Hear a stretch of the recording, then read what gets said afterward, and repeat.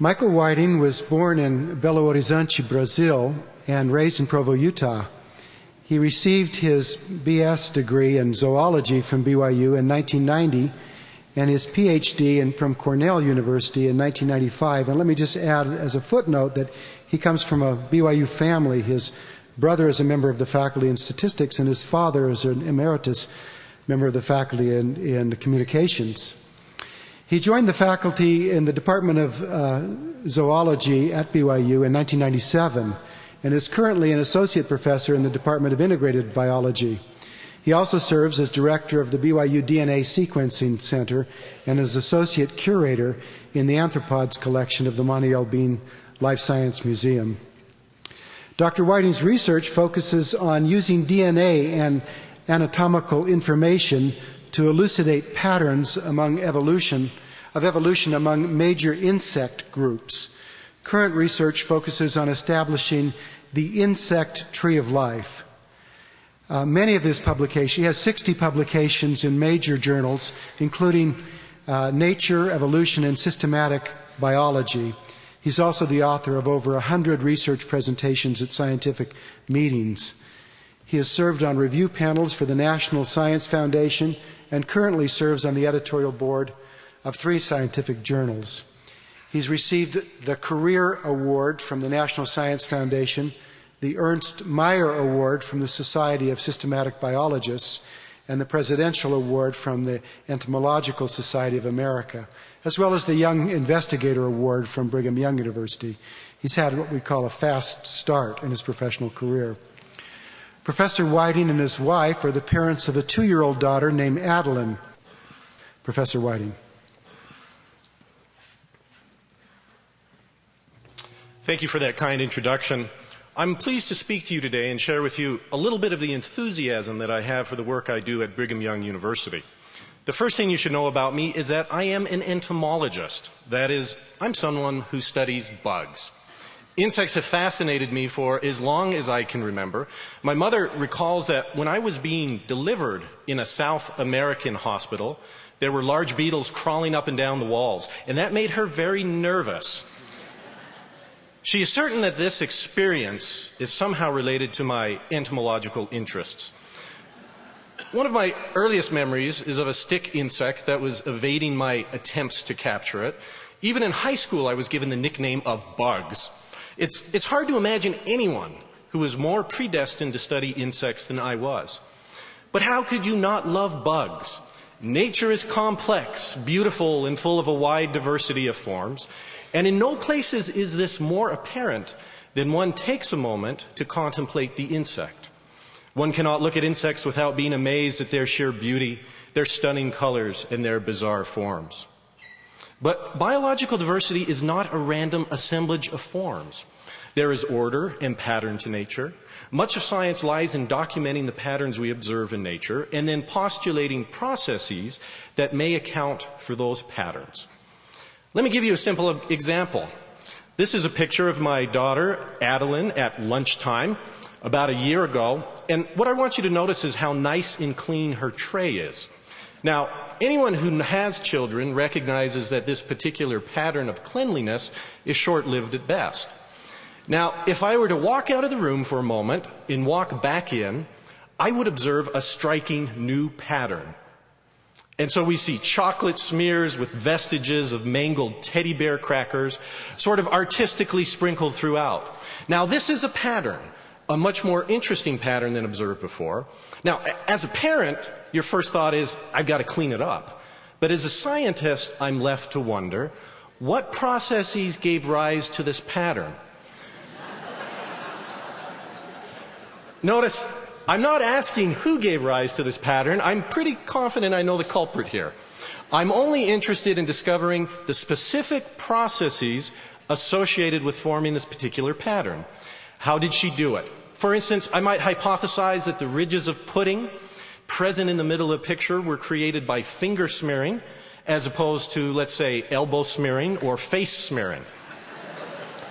Well, on collecting additional data, I am able to confirm the finger smearing hypothesis, though I suppose it does not rule out the face smearing hypothesis. Now, Remember, I was not there. I did not see it happen, but I can infer something about a process in the past by carefully examining the pattern that remains. Pattern provides evidence for deciphering process. Now, the notion that patterns exist in nature and that they can be organized in a regular and orderly fashion is not a new idea. Aristotle was a keen observer of nature, and he thought deeply and profoundly about how his observations should be sensibly organized. He thought that all of nature could be organized into a ladder, the systema naturae. At the base of this ladder are the simple plants that were not much different from non-living matter. At the pinnacle was the human species, and each group of organisms had a place within the hierarchy that roughly corresponded to their level of complexity. But it was a ladder and not an escalator. There was no notion that any species could transform into any other, nor was there any idea of progression. There was a place for every species, and every species had its place. Now let us jump to the 17th century and consider for a moment a body of thought that became prevalent with the writings of John Ray. Ray was a Cambridge professor who championed the idea of natural theology. Natural theology taught that by studying the creation, one can learn about the attributes and characteristics of the Creator.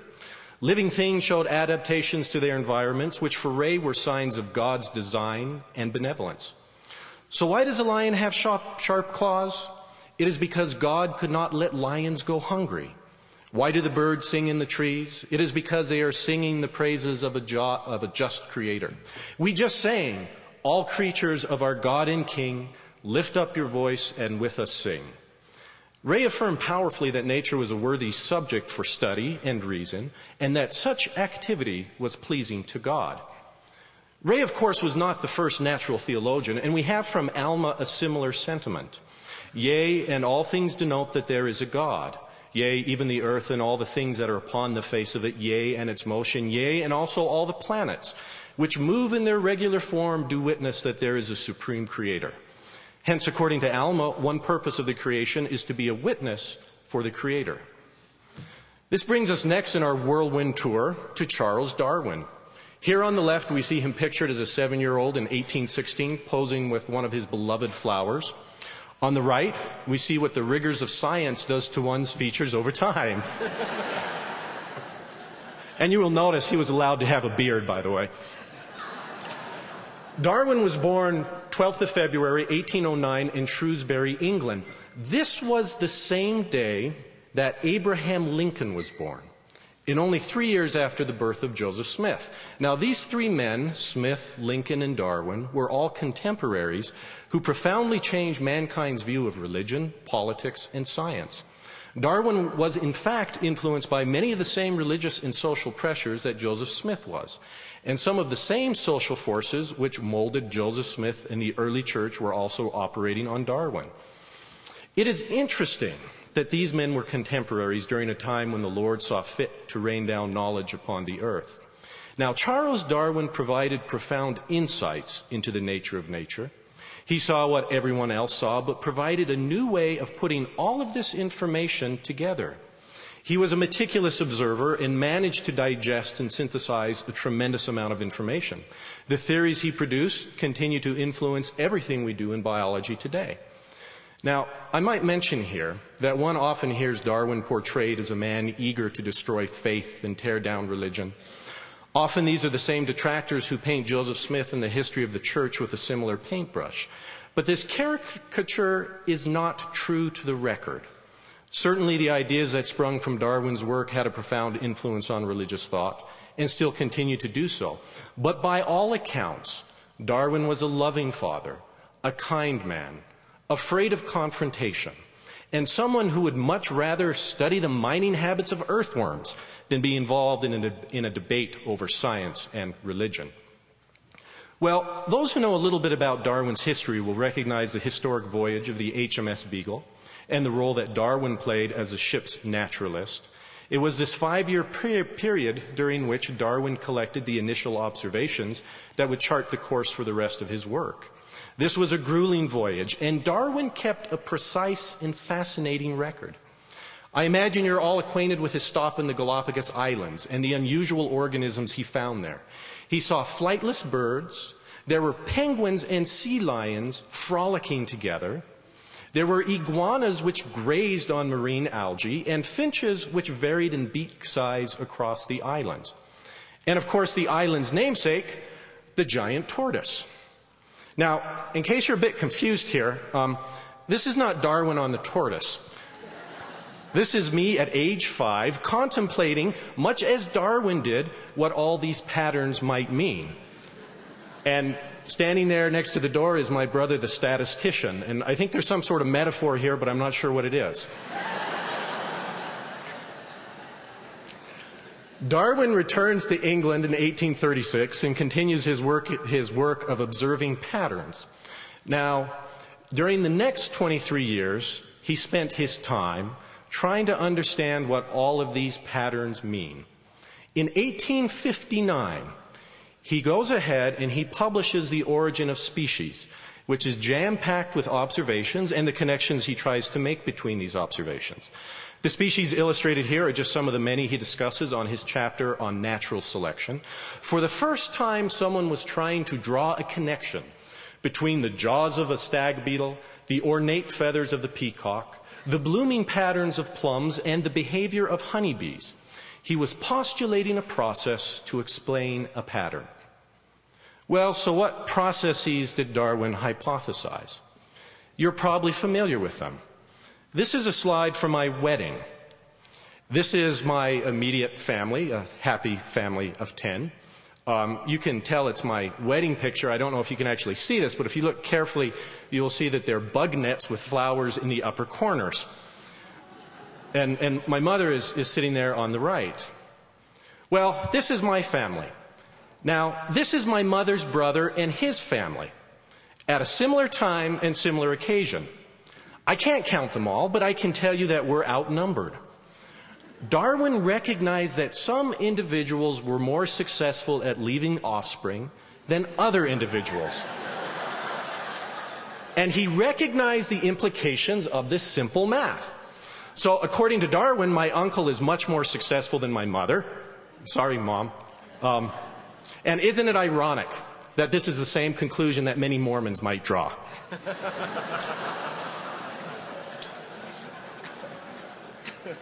Now, Darwin also recognized, as all mothers do, that not all the kids are the same.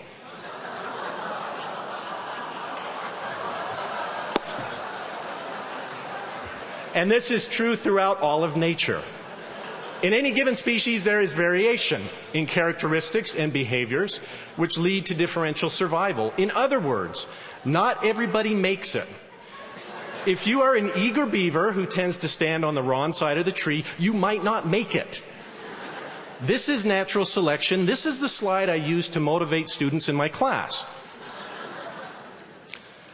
Now, one of Darwin's key insights was that the old Aristotelian system of organizing species into a ladder does not fit the patterns of biological diversity he observed. Darwin suggested that a branching pattern that resembles a tree is a better comparison. He states the affinities of all the beings of the same class have sometimes been represented by a great tree. I believe this simile largely speaks the truth. So just as there is a giant pedigree which connects all humans, Darwin postulates a pedigree which connects all species.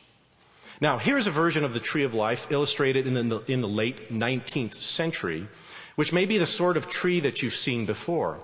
Notice we have amoebas down at the bottom of the trunk of the tree, with insects coming off the right branch halfway up the tree, and mollusks come off the left branch. Darwin provides a vast array of insights into the biological world and is deservedly given the status of the most influential biologist of all times. Among his many contributions, Darwin pointed scientists towards using trees as the central organizing system in biology. We now believe that all species fit together into a single big tree, but exactly how the pieces fit together is still puzzling. This is because nature is diverse, and the tools needed for reconstructing the tree of life required later technical advances. Charles Darwin gave us the tree of life, but some assembly is required. Think of it this way. Imagine you're out walking across a desert, and you come upon a tree which is buried in the sand, so that only some branches and tips are exposed. Now, it is your task to determine what the entire tree looks like from only observing the tips and the branches sticking out of the sand. This is a difficult but not an impossible task. The sand represents time. The exposed leaves and branches are the species that are still around today, those which we can observe, and branches buried beneath the sand represent extinct species. It requires special tools to remove the sands of time, but we have these tools available to us. Digging reveals a great tree with all twigs and branches interconnected from a common trunk, and in the digging process, one often reveals buried treasure. Let me explain in the most general terms how we do the digging and reconstruct evolutionary trees. Okay, we're going to play a game here. And this is the game of which of these things is not like the other, with some animal species. We will start off with 3 species and ask which 2 appear to be the most similar. In this example, I have selected a cougar, a chipmunk, and a chicken. It does not take an astute observer of nature to recognize that the chipmunk and cougar are more similar to each other than either is to the chicken. The chipmunk and cougar share a number of features lacking in chickens, such as the presence of hair, mammary glands, and other features. So we can diagram this relationship by putting a circle around the chipmunk and the cougar and indicate that it is the shared presence of hair which supports this relationship.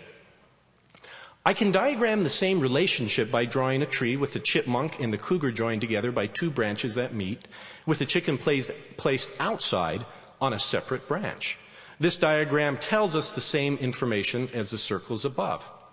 Okay, for fun, let's add a lizard and ask, where is this thing going to sit in relation to the other 3 species? Now, those of you who are herpetologists and ornithologists would recognize that lizards and chickens both have scales. Chickens have them on their legs, and lizards, they just have them all over. Thus, we can draw a circle around the chicken and lizard and indicate that they form a group based on the presence of scales. Furthermore, we can say that all 4 species as a group share the characteristic of the amnion being present. The amnion is a membrane that protects the egg from drying out, which helped vertebrates move from water to land. Just as above, we can represent this relationship in tree-like form by joining the chicken and lizard with scales supporting their union, and the presence of an amnion supporting the grouping of all 4 species. So we are beginning to build a respectable tree. Okay, let's do it one more time. Let's add this cute little green frog. The frog has neither hair nor scales nor an amnion, so it is placed by itself outside of the group, uniting the 4 other species. In the tree diagram below, this corresponds to placing it at the base of the tree. Now, all of these species are tetrapods. That is, they all have 4 limbs, so we can indicate this feature on the tree. So now we have a tree with the frog at the base, the chicken and the lizard in one group, and the chipmunk and cougar in another group. Now, the example I just gave you is pretty straightforward. We all know the differences between mammals, chickens, lizards, and frogs, so making a tree is not that difficult. There are many cases, however, where anatomical features provide little help, and this is where DNA evidence comes in. If we were to characterize the DNA of these species, we could use shared similarities in the DNA sequences to build a tree in the same way that we used anatomical features. DNA provides another set of evidence to support a particular tree. Okay, so I've taken you through this long example. Now that we have this tree, what can we do with it? Well, we can use it to build a classification system and say that our tree suggests that the chipmunk and the cougar should be combined into a single group, which we might call mammals. But we can also use this tree to answer some perplexing questions. I'm about to answer a riddle with which all of you are familiar.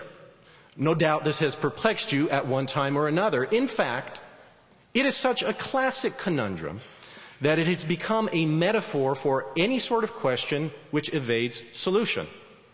So let me ask you this question. Which came first, the chicken or the egg? Well, let me show you. The chicken came here. This is the branch leading to chickens. The egg came here. The egg was first. The egg is present in the chicken and the lizard, and in a modified form, the egg is present in all mammals. So from an evolutionary standpoint, there were eggs present long before there were chickens.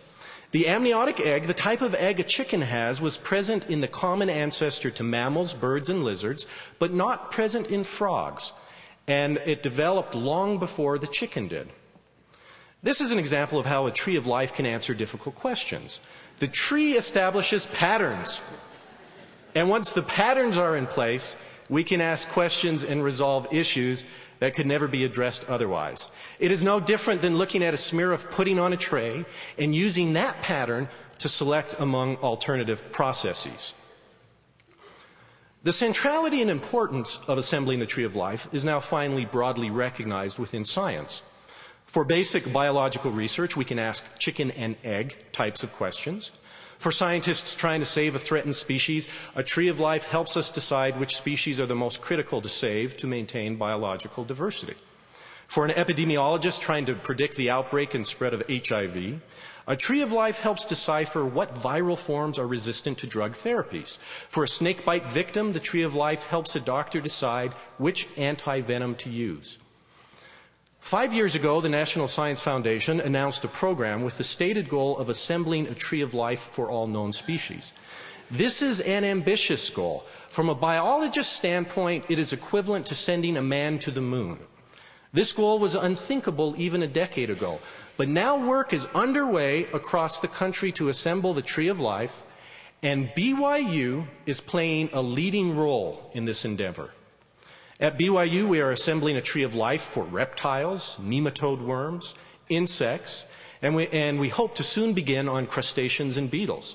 Since I work on the insects, let me tell you a little bit about how this is done. There are roughly 32 different major groups of insects that entomologists place into groups we call orders. So beetles make up one order, flies, praying mantises, butterflies, and other insects each make up other orders. But despite being the most abundant group on the planet, we still know very little about who is related to whom.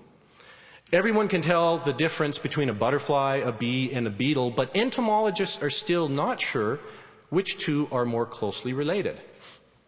So the first thing we do in my lab is we need to obtain specimens from around the world for our DNA analysis. This map represents some of the places that my lab group has been in the past 4 years, and we spend a tremendous time in the field catching bugs.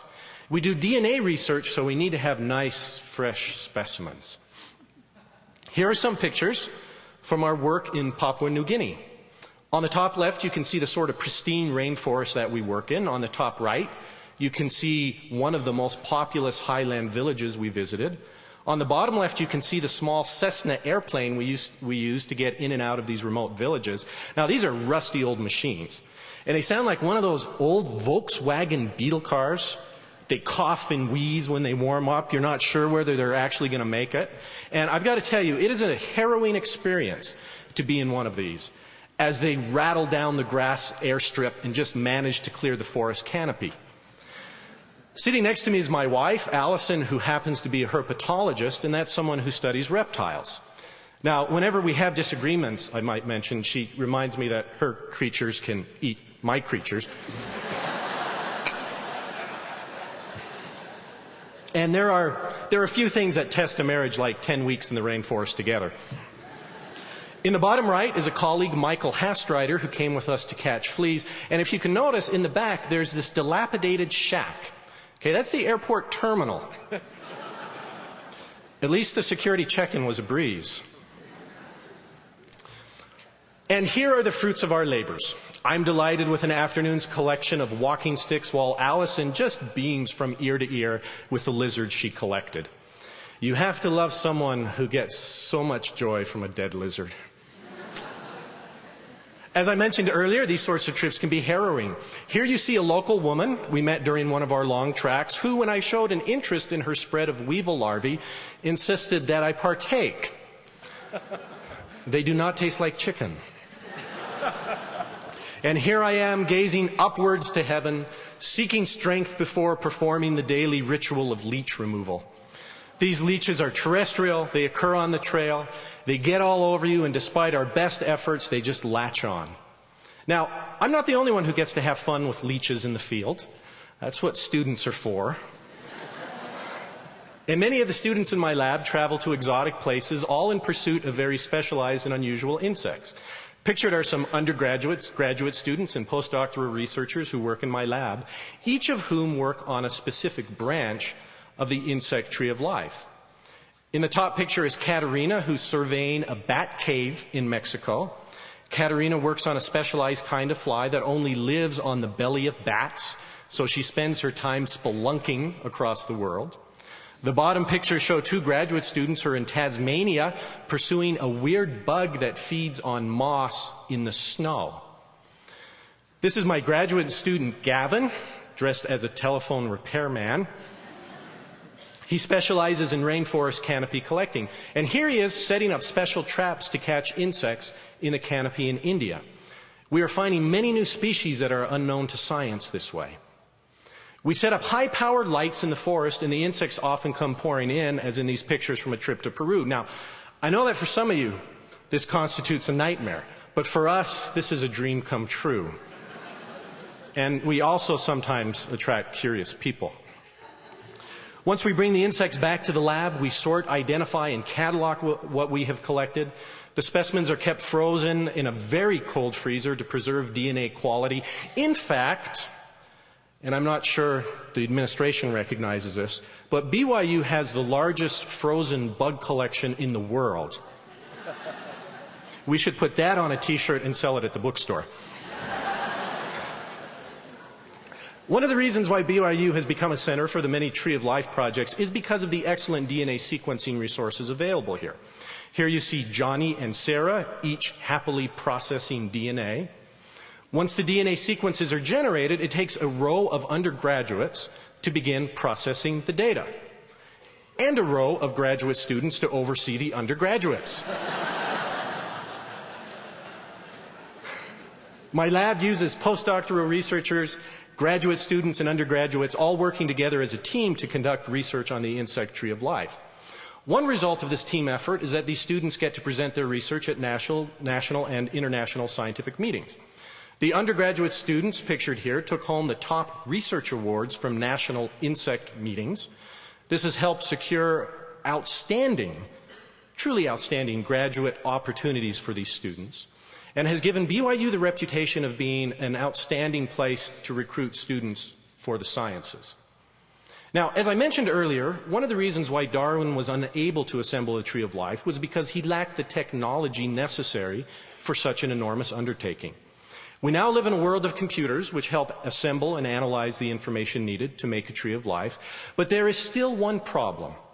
It turns out that individual computers do not have sufficient computational power to analyze our deluge of data.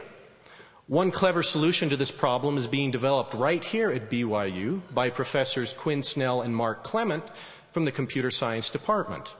They have developed software applications which allow cluster computers, supercomputers, and idle desktop computers to communicate with each other and all work together on solving analysis problems. Thus, a second reason why BYU has become a center for assembling the tree of life is because of the excellent computational resources available to us. Now, what I want to do is just shift focus here a little bit and give you a quick overview of 3 projects to come out of my lab in an attempt to try and tie all of this together. The first project comes from the research of an undergraduate student, James, who left my lab last year and is pursuing a doctoral degree at the University of Georgia. James was interested in a group of insects known as pleasing fungus beetles. The reason why they are called fungus beetles is because they feed on fungi throughout the tropics. The reason why they are pleasing is because they are just so beautiful. Wouldn't you be pleased to find one of these? No, we didn't actually paint these beetles. This is how they look in nature. In fact, the Latin name given them is Erotilidae, which translates to little darlings.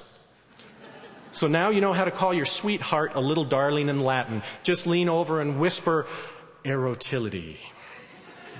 Now, fungus beetles sequester toxins present in the fungi and place them in their own bodies as a defense against would-be predators. Biting into them is then like biting into a toxic mushroom. We think that the fancy colors help advertise their distaste to predators. James wanted to understand the evolution of color patterns in these beetles. He spent time in the field in Peru and other places. He collected lots of fungus beetles, sequenced their DNA, and made a tree.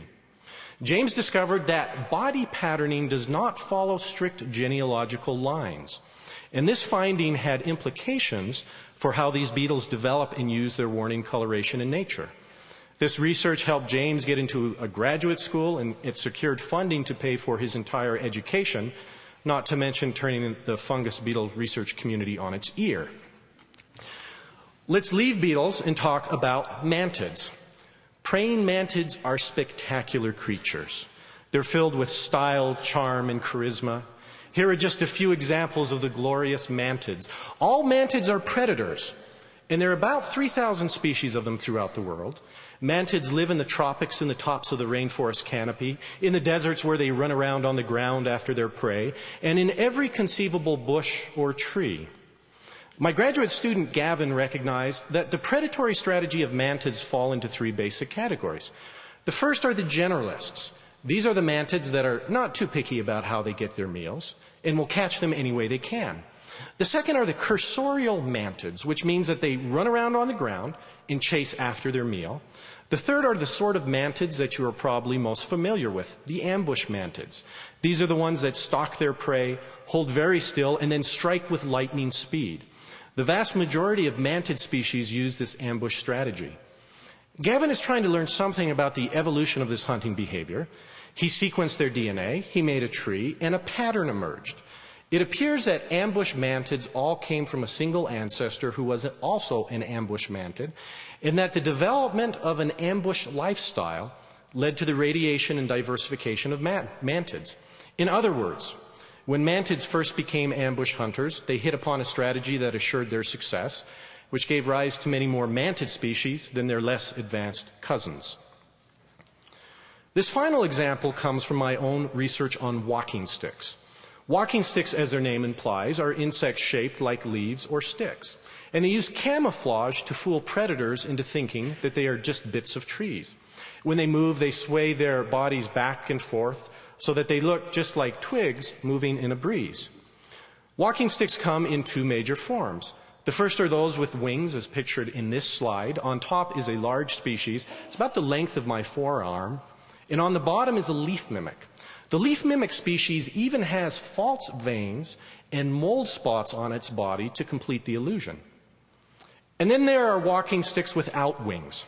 These are lovely creatures often found at the base of trees, and some are quite spectacular in size. Here you can see me holding a few species. I believe that science should indeed be hands-on. That's why I do it.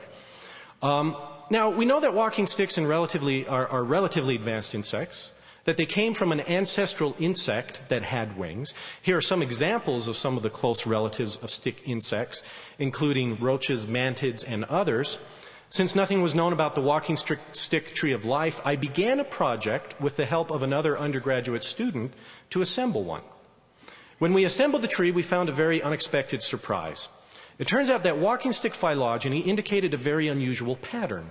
Primitive walking stick insects were actually wingless, and wings were only acquired later on during stick insect evolution. This was quite a shock because we know that the distant ancestor of stick insects had wings, and our results suggested that these wings were lost and subsequently regained later during stick insect evolution. To give you some perspective, to an entomologist, this is as shocking as if you were to observe a whale regrow its legs, get up out of the water, and start walking around. In standard evolutionary theory, you either use it or you lose it. It has been thought that if a particular structure no longer serves a function, then the underlying genes coding for that structure will also cease to function, and you cannot get that structure back again. It's rather like tearing down your home, ripping up the blueprints, and then asking someone to rebuild you an identical home from scratch. But our results suggest an additional evolutionary process which helps maintain biological complexity over long periods of time. The details of the study are really not important here, and I won't elaborate on why our conclusion makes a lot of sense to evolutionary biologists. I simply wish to emphasize that the pattern seen in the stick insect tree of life provided us with new insights into evolutionary processes. You know, being an entomologist always leads to interesting conversations. When I visit new wards in my travel, I often get into conversations, and the typical conversation goes something like this. I'm asked, "What do you do for work?" I respond, "Well, I study insects." Usually they raise an eyebrow and ask, "What is it about insects that you study?" I respond, "I study their genealogy or evolutionary relationships." "Well, who pays you to do that?" And I respond, "BYU." Their eyes open wide as saucers, their jaws drop, and I can tell what they're thinking. Their first thought is, does the church have some new family history program that I haven't heard of? But invariably their second thought is, how can you do that at BYU? Doesn't evolution teach things diametrically opposed to the teachings of the church? No doubt some of you are thinking the same sort of thing. What is evolution? Well, to me, it is simply the scientific study of the underlying mechanics of the creative process. It studies the patterns of creation and seeks to define the processes which gave rise to these patterns. It does not preclude the existence of God, nor does it challenge his role in the creation. Recall the analogy of my daughter that I began with. I know who was responsible for smearing the food. I was only interested in how she did it. But by studying this pattern that she had created, I was able to learn an awful lot about her. She's messy, or maybe she's creative, or maybe she just really likes chocolate pudding. This is very much the way I view my own research.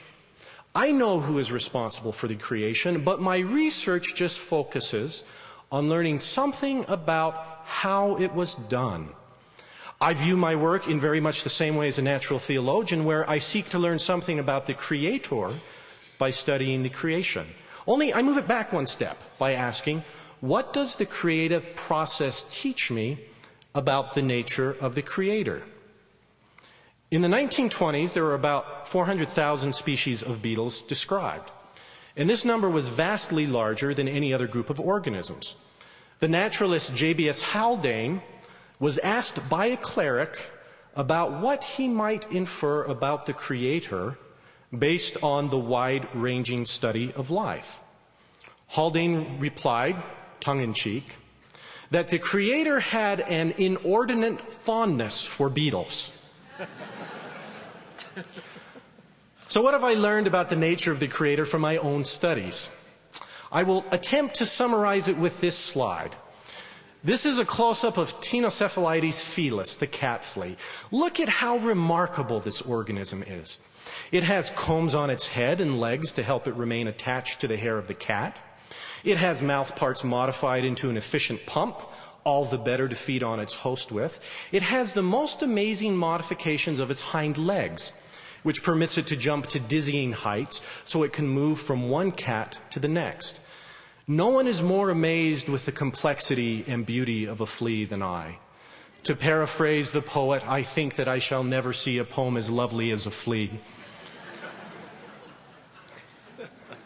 Now, we often glory in the end products of the creative process, all the species which surround us, and stun us with their vibrant colors, amazing behavior, and peculiar features. And we are right to do so. There is something that brings us closer to the divine by contemplating the grand diversity of life. We also glory in a benevolent Creator and ascribe glory to Him for all of this work. This is also right.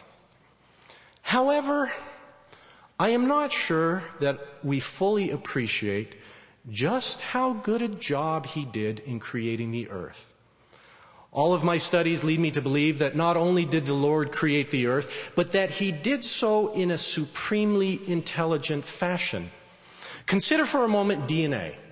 You have 4 basic blocks which comprise the DNA molecule. From a biological standpoint, the only difference between every species that inhabits the planet is how these 4 blocks are arranged in long strings, like numbers in a telephone book. Alma was right. By small and simple things, our great things come to pass. Let me put it another way. I can admire a beautiful pot made from clay, and I can admire the potter who makes it. I can even study and understand the techniques the potter uses to take a shapeless lump of clay and turn it into a beautiful pot. But I cannot make a pot. And I marvel at the skill displayed when I watch a really excellent potter throw a really excellent pot. It's not as easy as it looks, and not just anyone can do it. So I admire the potter, the pot, and the skill required during the process to make a pot. I can likewise marvel at the skill of a creator who has made a very excellent creation in a very excellent way. I believe the Lord set certain laws in place which resulted in a world filled with diversity, beauty, and form, each species interacting with every other, tied together in a glorious whole. Now, I do not understand what all these laws are. This is why I study the things I do. But from what little I know, I'm left to rejoice in the intelligence behind the creation. I think that Charles Darwin felt a very similar sentiment from all of his studies. This is the very last sentence from his Origin of Species. You might be surprised by this. There is grandeur in this view of life, with its several powers having been originally breathed by the Creator into a few forms, or into one, and that whilst this planet has gone cycling on according to the fixed law of gravity, from so simple a beginning, endless forms, most beautiful and most wonderful, have been and are being evolved. Recall that Joseph Smith and Darwin were contemporaries. While Darwin was in the midst of his travels on the HMS Beagle, Joseph Smith received the following revelation. Yea, verily I say unto you, in that day when the Lord shall come, he shall reveal all things, things which have passed and hidden things which no man knew, things of the earth by which it was made, and the purpose and the end thereof, things most precious, things that are above and things that are beneath, things that are in the earth and upon the earth and in heaven. The Lord indicates that the day will come when we will learn all of these precious things, and he specifically mentions how the earth was made. However, I do not think that this verse means that we can learn nothing about creation until the Lord comes, and that we shouldn't try. To claim that we can learn nothing about the creative process in this life, to me, is the same as the claim that we can learn nothing about the nature of God until he comes. So what do we do? What do we do when some ideas in evolutionary theory seem to directly contradict the doctrines of the church? What do we do when people around us seem to be so unsettled and so disturbed by ideas they find hard to reconcile? Let me give you a suggestion. Perhaps we should be humble. Let's not get bent out of shape. Let's not insist that we must have all of the answers and have them now. Let's not demand that the Lord reveal it now or that the scientists stop studying it now. Let's stop thinking that we know more than we do. The Lord has not yet revealed the mechanics of creation. The scripture we just read confirms this. And scientists are still probing around in the dark, the best we can, to try and understand even the basics of the creative process. In the meantime, let's be humble and grateful to live in a world which inspires such deep contemplation. The world is beautiful and filled with the diversity of forms. My work leads me to believe that the creation was nothing short of miraculous, the Creator was intelligent, and that he built the world in an intelligent fashion. BYU is playing a leading role in deciphering the tree of life, and rightly so. Can you think of a better place to try and decipher the handiwork of God than at BYU? I give you my testimony that God is an intelligent creator, and as we try to learn more about the creation, we will indeed learn more about him. I am grateful for a creation which evokes such awe in all of us, and to be at an institution that allows me to study it in such detail. And I leave this testimony with you. In the name of Jesus Christ, amen.